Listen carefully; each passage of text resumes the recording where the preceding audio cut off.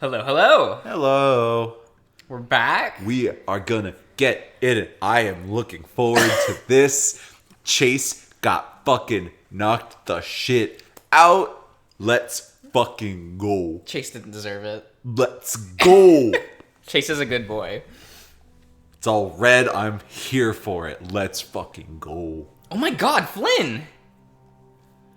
Jenna's voice comes out muffled, and as I stagger back, grabbing my jaw. Ow! I feel like my brain is scraping the top of my skull. I just want to lay down and sleep. Well, there's a desk right there. Yeah.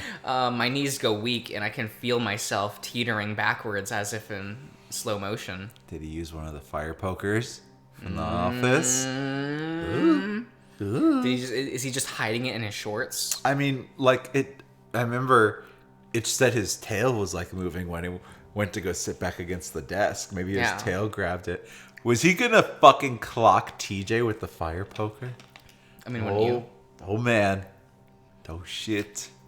For some reason, it's like I'm experiencing nice, cool water to greet my backside. Expecting nice, cool water to, yeah. That tipping sensation sticks with me. Does that say tipping? Typing? Tipping? Tipping. Tipping Yeah, sensation. it's tipping. Okay. And I realize I'm not actually falling. Flynn! Flynn! Flynn! Flynn. Leo keeps shouting repeatedly, and each time it's quieter and more distorted than before. You hold your paw up in front of your face. Nice. And you actually do it. You move. I didn't do that. The kids in front of you are just red blurs. I just want to lay down. Don't. There's a black and orange figure in front of you. Don't let that lizard hurt him again. You hear shouting, but not from inside, outside. How many people does Chase have in him? Remember, we discussed this. Sora from Kingdom Hearts is jealous. It's true.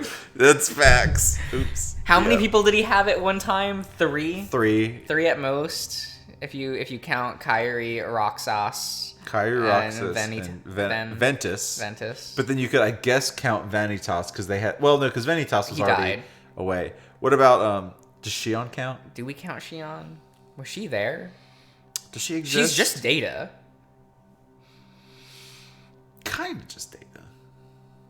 She's half Data. She's half Sora. Yeah, but Data. like, She's when would she have entered? So that's a bad sentence. She didn't, well, no, she didn't. She wasn't really entered. She had kind of, in the same way that Roxas was inside of her.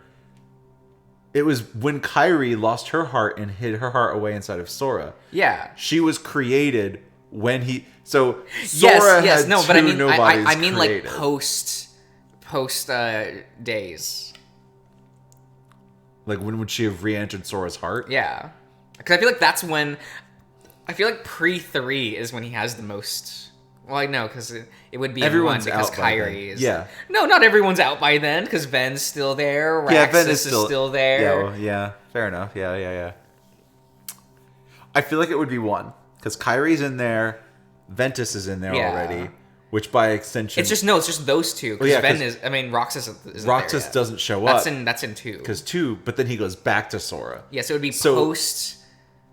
It would be post 2 would be Ven, Roxas... Shion, I think after Shion disappeared, she went back to Sora's heart. Okay, that's reasonable. Or she could have gone back to Kyrie's. I don't know. So, yeah, 3. 3, I guess. And we don't fucking know. No. So, because this does not seem like Samuel. For the combination Spanish, Greek, Japanese that we just spoke to everyone listening, we were talking about Kingdom Hearts. I mentioned that at the start. We said Kingdom Hearts. I know, but I just wanted to make sure people knew what we were talking about. Yeah, because this does not seem like Samuel, and the scene in the bathroom on Wednesday didn't seem like Samuel either. No, not quite. So... But is Samuel not like the creepy looking text? Yeah, it is. But that's why I'm like, I think multiple inhabit that font. Interesting. Because I think that's just supposed to, like, that font is for, like, beings in. or attached to Chase. I He's don't just know. a fucking boat, huh? Yeah, everyone's just entering him all the time. All the time. Flynn, he's been in there a couple times. Leo. Well, I don't know. So he's been, yeah.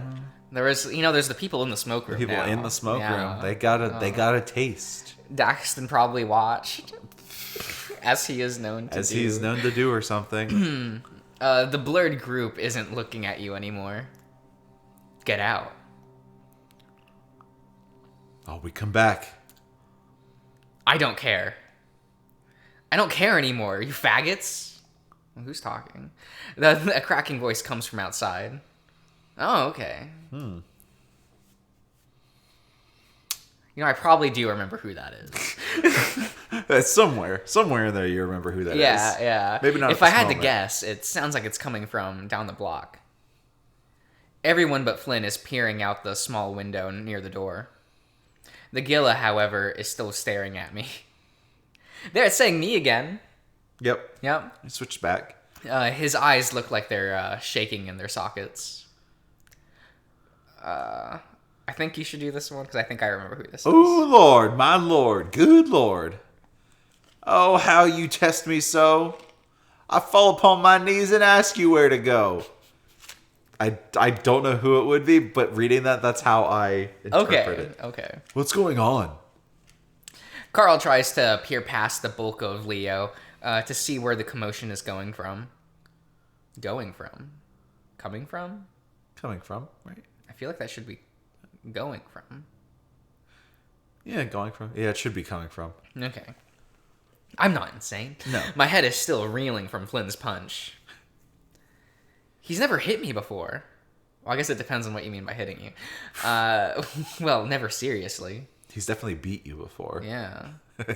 He wasn't ever the sort to that got into physical fights growing up. He usually just stood up and sulk if something truly upset him. But now he doesn't look like he's budging. It's Clint. Oh, it is Clint. Who is yelling? Who is he yelling at? I kind of did the voice right for Clint. Yeah. God? Ah. A religious man. I see. Leo looks over his shoulder, peering at me. You okay, Otter? I feel heaven's call in every canyon's edge. Just past the overlook window.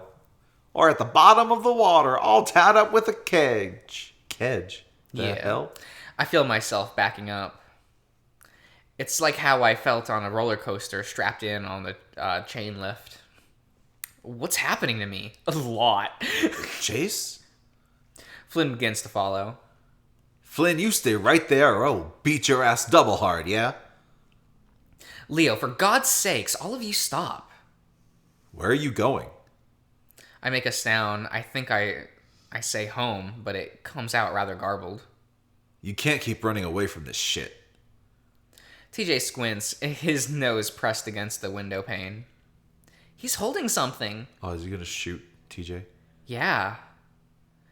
I keep stepping back, my legs feeling like they're vibrating. My movements are abrupt and jerky. I manage to get into the hall and approach a door covered with caution tape. No. A place card? Yeah. Placard. Placard. Place-ard. It's a placard. Place-ard. Yeah. Denotes it as the reading room. Ooh. Not the smoke room. But the reading room. The reading room. Reading rainbows. Is it the same as the smoke room except everyone's reading a book while they fuck? Wouldn't that be interesting though? It would kind of be interesting. This is where the smart people Some people read books independently if they just want to do that, or some people read books together while they fuck and then they can stop. Is it social reading? They can discuss books while balls deep in each other. It's fine. It's a great time. Sounds good to me. Yeah. I grab the handle and I have to give it a hard shove before it budges. The door is heavy. Yes. This is what the reading room looks like, huh? Yeah, it is. Hey. Chase is in the closet. It's true. Back where he belongs. Get the fuck in there. I'm nearly overwhelmed by the musty smell from the inside. The corner of the room is completely stained from rain damage, and the roof is boarded up. There was an emergency exit here, but it's gone now. We got there. Nice. Made the joke. Hell yeah. We did it. Look, they're self-aware. We do it. Why do I know that? Because I think everyone... that line of dialogue is so iconic, most people don't even know what it's from anymore. I mean, I don't blame them. You can't buy that game anymore. No. That's weird. That's weird that one of the most iconic horror games is just gone. You can't buy it anymore. Like, you can buy used copies, but, like, that's finite. Right. I mean, and they're not going to be, probably the easiest to get either. No. Mm-mm. I don't know how I got my copy, actually. Like, I bought it at GameStop, but it was, like, right at the end. What year? Like, it was around 2014, 2015. But that's, like, it was in that weird period where, like, GameStop was, like, really trying to phase out the PS2 games, and I just happened to find it. Yeah, you just kind of scooped it. For $10. And I was like, what the fuck? Why is this here for $10? This is mine now. And even the employee was like, what the fuck? We have this? Got it. That was kind of a similar thing that happened when I bought Klonoa 2 for the PS2. I went up to... That's far less exciting. I went up and, like, the only copy was behind the counter. Yeah. And the dude I was talking to, I'm like, yo, can I get that copy of Klonoa 2? And he turns around, he's like, oh shit, we have that? I was looking for this. And I'm like, sorry, bro. And I bought it. It was the only copy. Oh, good. Feels good. I stare at the little section of the wall where the old wooden door used to be. A small picture of a group of quail. Like the crossing, birds. Quail crossing a dyed wash in its place. Okay. I don't know what that refers to. As I move to leave, I notice the door won't move. It's hard stuck in place, locked.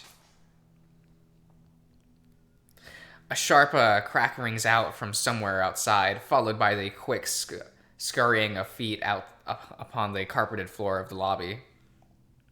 A gunshot. Clint's got a gun. I try to open the door again, but fervently, hoping that I'm just pulling a Carl here and pulling when I should be pushing. Still nothing. Fuck! More shooting outside, this time accompanied by a dull thud and the sound of stucco, being shattered. Those ones hit the building. I get down on the floor, my heart pounding. I still feel like I'm moving in slow motion, even with the adrenaline pumping through my veins. What the hell is wrong with me? Friend. We don't have enough time to talk about all that. I hear the front door open, followed by more scurrying upon carpet. Why the hell are they running outside? I hear an engine start, and they splaying of gravel with the sounds like Leo's van driving off. They left me? See ya. Even Leo? I crawl on the floor, making my way towards the center of the room. I pinch myself, trying to snap out of the strange malaise. Molasses. I can hear the occasional shout from out of the street, and it's all gibberish now. Leaning back against the wall, I rub my throbbing temples. Tweakers? Mm-hmm. Tweakers. Couldn't have shown up at a better time. Tweakers are someone who like to get tweaked on drugs. Oh, okay. I try to listen to see if the shouting's getting closer, but it's difficult to tell.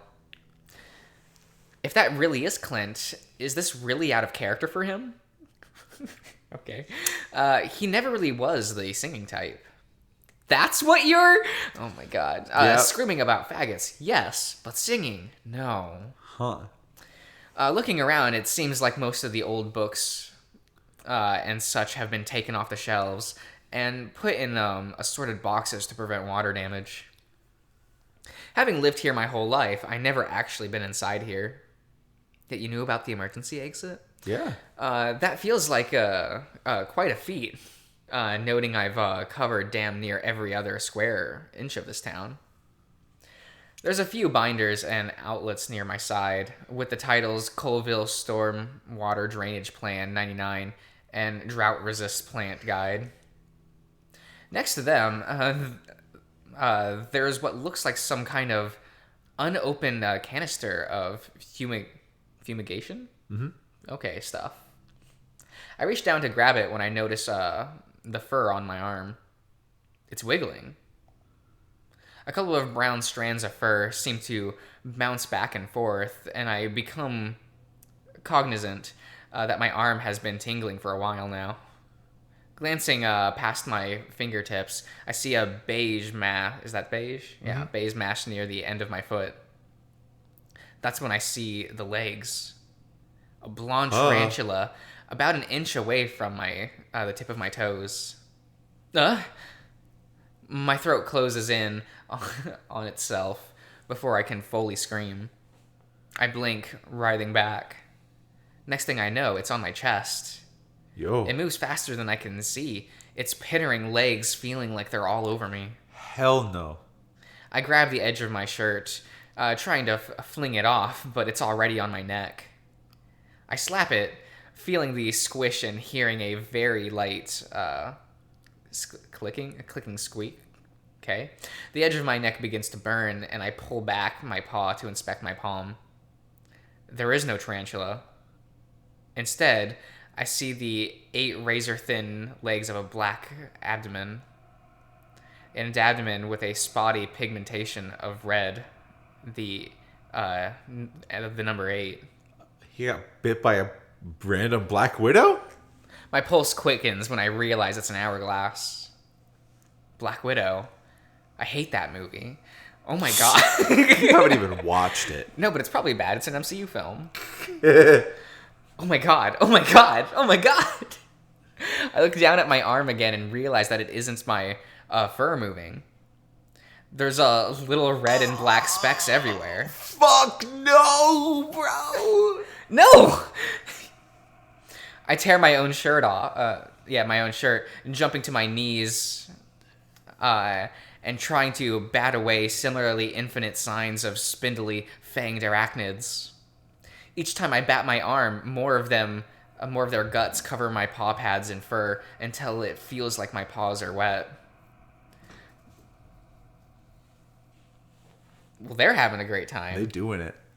It's not just my arms anymore. They're inside my shirt. Oh, he's got a ball. Yeah, he does. See, he's got it. What? Good for him. Wow. They're inside my shirt, my shorts, my face.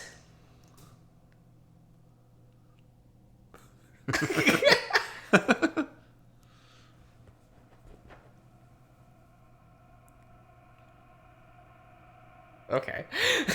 Okay. I try plugging my nose, keeping my muzzle shut as I roll on the floor, not daring to open my mouth to scream. I fling my shirt off for the audience, you know. For the audience. Then pull my shorts off, you know, for the audience. Yeah.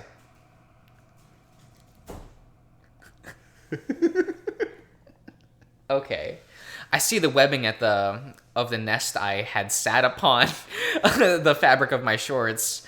Oodles of babies and not so baby spiders crawling out. Oh my god, I would die. Naked, I managed to scramble to my feet and ran to the other side of the room.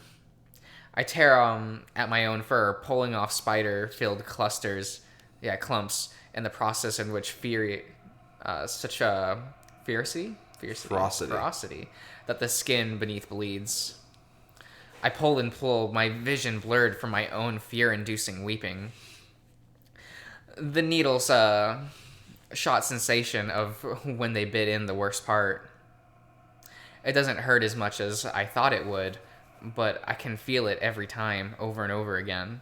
He's dead as shit, dog. I pull a large one off my face and throw it to the ground, and scruffing of a fur and some of my goatee. No! Going with it. Bye-bye. No!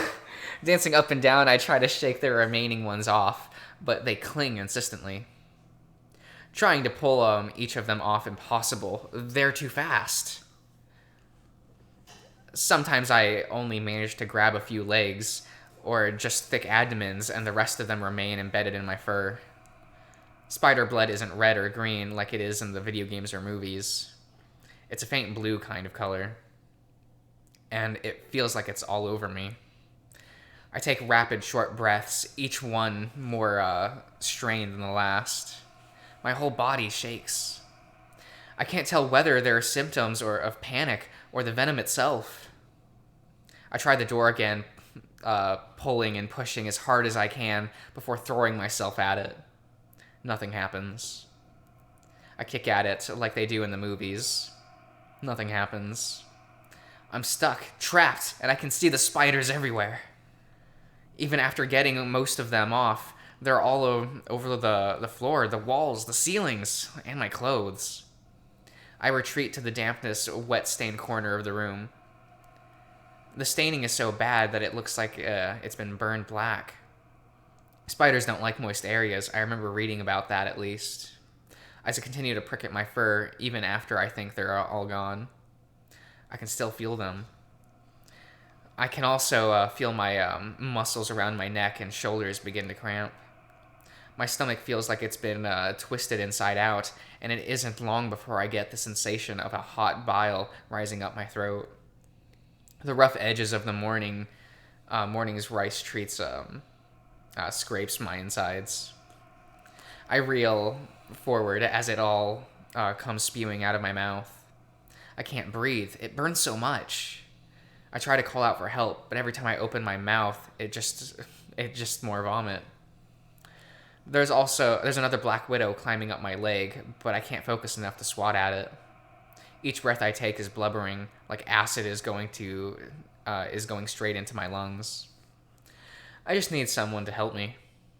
I clench my eyes tight, and when I open them, everything's different.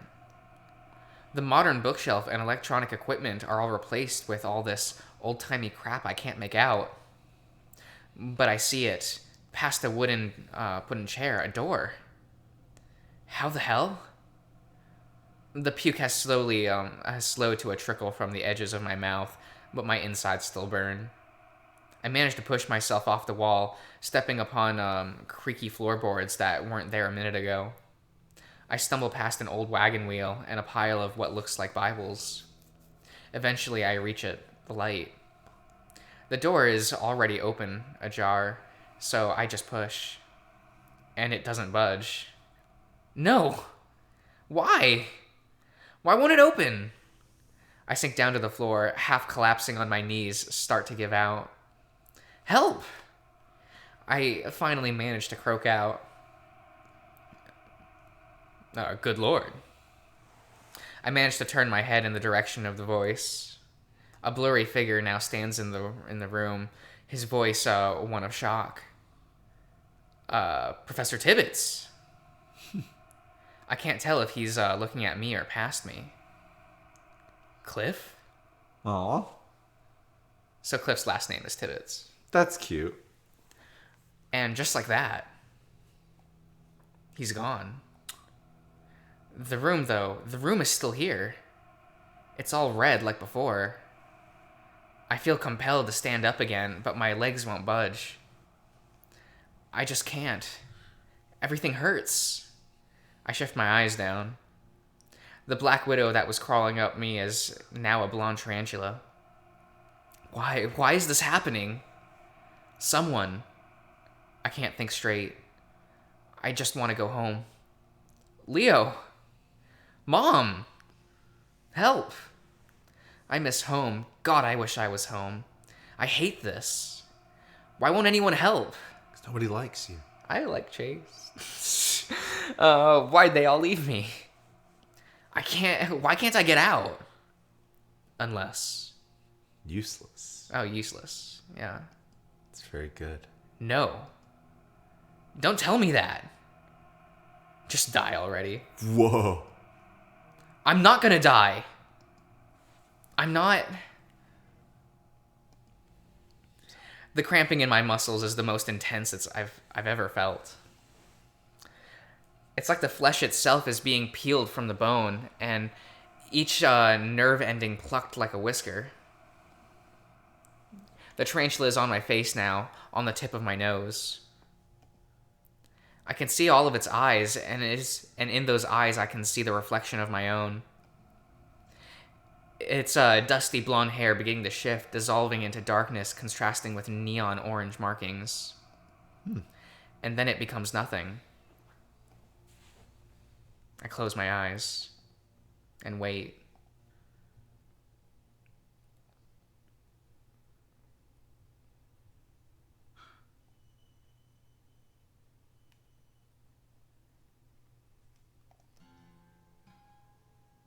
Lit. Dread. I sling the brow over my shoulder and set my a quiver down on the little yellow plastic table next to me. It's got a little cubby holder in the center, meant for storing crayons and shit. But I haven't used it for that in a long time. I approach the target and tear off the photograph I printed of the school librarian. I remember the librarian giving me quite the look about it. Not that I was going to explain to her what it was for. Right between his turban, though. Not bad for 150 feet. I smile, holding it up and seeing the sunlight shine through the hole. It's at a moment, though, I start feeling a bit silly. Who the fuck am I kidding? Nobody's going to kill this guy with a bow. They'll blast him into 100 pieces with a weaponized UAV, yeah. Also, they don't let faggots in the military. If I remember right... Okay. You do the narrations. Okay. Still, Uncle will dig this. He can hang it up in the garage next to the 100 and 125 feet ones. He's been trying to get me to practice more with the 22, but I like the bow better. It's quiet, so I don't gotta worry about the county sheriff getting called again. And not that I'd ever admit it, but I fucking hate the noise. I think I got sensitive ears or something. Carl was telling me to just use a silencer, like that's how it fucking works. Dude's gonna grow up on dumb movies and video games and have no clue how the real world works. This place, at least, is pretty far away from any houses besides my own. I think I've only ever seen one other non-friend/family person out here, and that was Heather's mom, stoned off her ass. None of the group are really into this stuff, so it's pretty aight when I'm wanting to be alone. I fold up the picture, stuffing it into the side pocket of my cargo pants. I walk back to the firing line, take hold of my quiver once again. I draw my bow, readying another arrow. I'm about to fire, though this nearby rumbling sound starts coming from the road about a mile north. It sounds like someone is going off-roading. I squint past the glare of the afternoon sun and spot the pale blue of a truck heading my direction. Through the windshield, I spot a familiar, small, tufted face. What the hell? I drop my gear, watching the vehicle accelerate and decelerate haphazardly. Shitbird! What are you doing? The truck pulls up and comes to an abrupt halt. I step up to the driver's side window, about to chastise the furry bastard, but the look on his face stops me. I don't see any sort of jest or self-satisfied mischief as the kid steps out. Just shaken, wide-eyed blankness. Whoa, what the hell's going on, dude? Flynn, can you help? Can you come with me? Oh, look at little Sid. Definitely a little bit different, but yeah, that's okay. He's acting weird as hell. Why? Please. I sigh. Yeah, scoot over. No way I'm letting someone even younger drive me around. Just a sec. Gonna grab my gear so nobody steals it. Sydney just nods. I turn, walking back to grab my cooler, bow, and quiver. I'm guessing his folks are being fucky again. Still, he's gonna get his hide tan for jacking their truck. I throw my equipment in the truck bed before opening the driver's side door. Sydney's already sitting on the passenger side. I notice his eyes, the way they look all bleary and pink around the edges. He's been crying, goddamn. Want to tell me what's up? Sydney says nothing. You ain't been killing hookers again, have you? I know the bitches step out of line sometime and you gotta keep your pimp hand strong, but there are limits, little guy. I smirk at him. He just looks down in between his knees, cupping his face in his paws. I'm not helping, am I? I clear my throat. Well, shit. At least tell me where we're going. Sydney rubs his face with his webbed paws. Finally, he lifts his head and speaks. We step around the damp sticks and bramble before eventually reaching the clearing. Sydney seems to get more nervous every step we take, muttering something about being tough and every now and then. I decided a while ago I wasn't going to pry, but I feel myself getting increasingly nervous.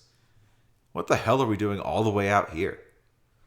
Eventually he comes to a stop, then points past some bushes. I can see what looks like rusted metal past the green. I raise a brow at him before stepping through. Ooh. I see him, and my gut sinks. Part of me wondered what could have possibly made Sydney act like this, and the thought had crossed my mind, but I didn't want to believe it. He's laying down in an awkward pose, legs bent up, tucked beneath the front bumper of the abandoned van. At first, I think his mouth is open, but I realize half his jaw is missing, a clear hole visible all the way through his neck. I can see where the spine connects to the brain and everything. The blood is so dark, it's like motor oil. The words catch in my throat. I'm gonna be sick. I hear crying from beside me and I know he's there. I know he's seeing this too. Oh, okay. Wow. Really? What did you... I didn't kill him. Sydney steps up to me, a surge of emotion upon his previously blank face. I didn't, I swear. I spot the rifle next to the corpse. It's a .22 long barrel, a really awkward weapon to try to kill yourself with due to the length. I turn, the sight of it making me feel like I'm about to lose my breakfast.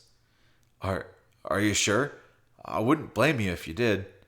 I didn't. His shrill yell catches me off guard and I nearly lose my nerve. Okay. He took you out here and shot himself? We were arguing and he saw the van and started acting weird. His voice is much higher pitched than it usually is. Sydney always puts on this fake, gravelly sort of cadence to sound tough. He doesn't have any of that now and sounds just like any other scared little kid. He left me, then came back an hour later with his gun. He said he wanted me to watch him do it. He looks like he's about to hyperventilate. He covers his face with his forearms, whimpering aloud. My head hurts. I take him by the shoulders and turn him away from the scene. Let's take you back to the truck, eh? I believe you. Sydney's dad was a weird motherfucker. Real grinny, just like TJ's folks, but even more completely fucking fake. We all used to go to the same church down in Prior Valley, so he treated me like I was one of them. As of late, though, he's been acting really strangely toward me. I always wondered if my parents told him something. Fucking doesn't matter now, does it? Let's sit you on the back of the truck, okay?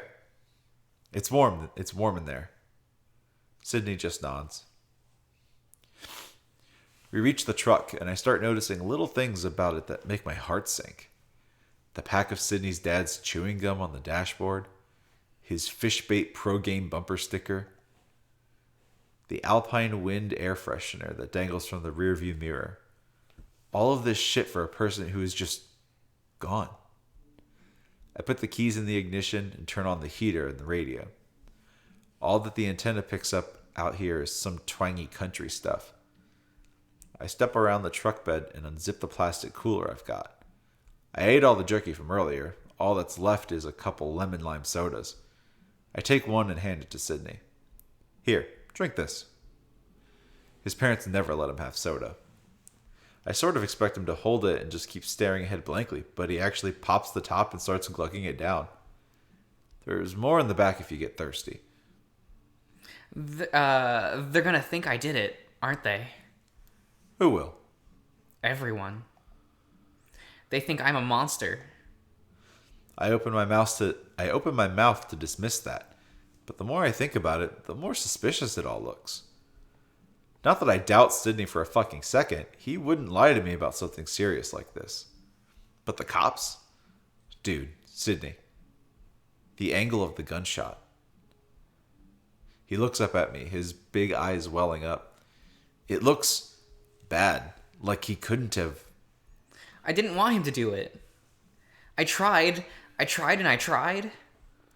I talked to him for hours. I kept trying to pull it away. He wouldn't listen to me. He just kept talking. I resist the urge to muffle him as he begins to scream, looking around nervously. I don't think many people come to this part of the state land. Instead, I place a hand on his back, rubbing gingerly. It's okay. It's okay. I thought if I yanked hard enough. Snot dribbled from his nose, which he wipes quickly on his jacket. He just shakes his head. It fired. Fuck. I feel my gut twisting at the prospect of what I'm about to do. It's like my insides have gone cold, as if the thermal padding in my clothing was gone. I'll take care of it. What do you mean? I'll, bury him. If anyone asks, you can say you were hunting down the pass a couple miles from here, and he stormed off. Will anyone believe that? More so than what really happened. My tone comes out more curt than I intended, and Sydney begins to bawl again. I kind of want to cry too.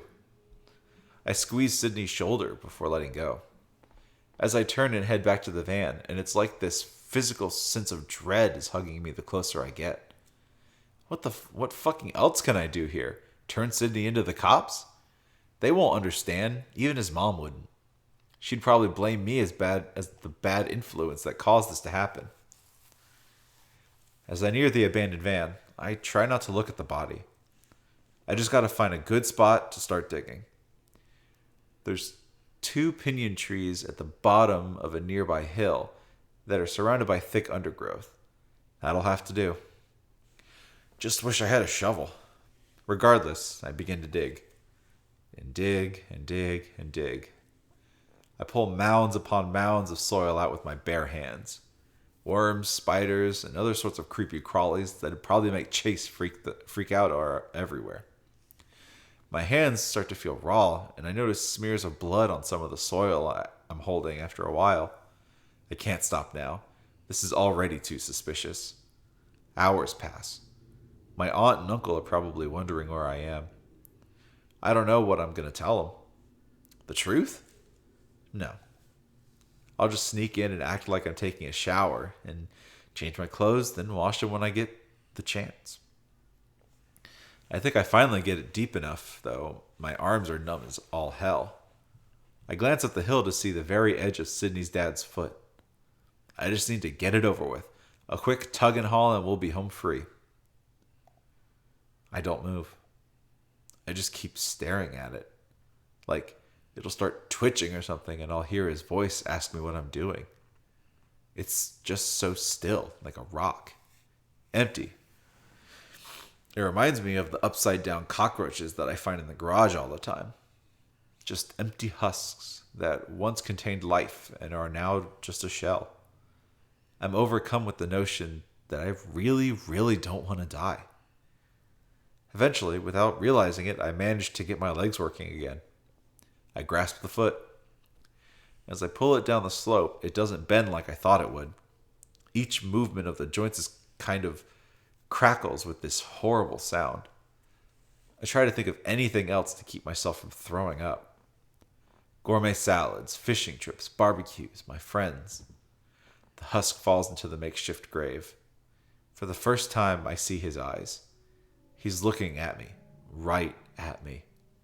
I always thought that looking at a dead person's eyes would be like seeing someone who is looking through you. But no, it's like he's focused on me. Fuck! Are you... I looked down at Sydney's dad expectantly. No response. One of his arms is sticking up, frozen in rigor. It's too tall. I could stick it out of the... and could stick out of the tops if the topsoil blew away. Ugh. I take a deep breath and step down on it. It crunches like a bag of dry twigs. I jolt back. Fuck! I scurry back up the hill, grabbing the rifle, the shell casings, and the dead duck for good measure. I toss it all into the pit before feverishly covering it all with dirt. It's at that point I notice Sydney standing nearby, clutching onto a tree like he's afraid he'll blow away. His brown cheek fur is matted with tears, and he wrings his heavy tail like a wet cloth. I make sure to cover the face as fast as possible, though I still think Sydney saw it. I wonder if he thought the eyes were looking at him too. I scoop the last full mounds of dirt on top, wiping the blood off my jacket. I'm panting. Sydney looks from the grave to me. He opens his mouth, pauses, then quietly mutters. Thanks, Flynn. I don't know what to say. Yeah. I nod for some reason. I manage to look him straight in the eyes this time. Where do we go from here? Something happens. It's something on his face. It's like he's not himself. We'll be okay. We're tough. None of this matters. Ooh. Well. Oh, so that'll be the That was some spiciness. that'll be the end for this part. Okay. Alrighty. Yo. What a time. Yeah. Stuff is going on. You know, it really does tell you a lot about these characters. Huh? Yeah. It kind of forces you to confront like how actually honest of a person Flynn is. Kinda, yeah. Like he's not as two-faced as you think he is. And you're like, huh. Like you hear about what a shit Sydney is, but you're like, okay. Kind of had some stuff happen to him. I understand. Yeah. You know, not that it particularly excuses him being a piece of shit. No, it's an understand. Like you understand the character. Yeah. Now. You get it for sure. And I quite like that they do that in this game, where they don't necessarily justify characters' actions, but they make them understandable. Yeah, no, for sure. And you kind of have to the player has to find how they feel about it. Yeah, but damn, that is spicy, isn't it? Whew. Yeah. Until next time, Yep. I guess. See you around, everyone.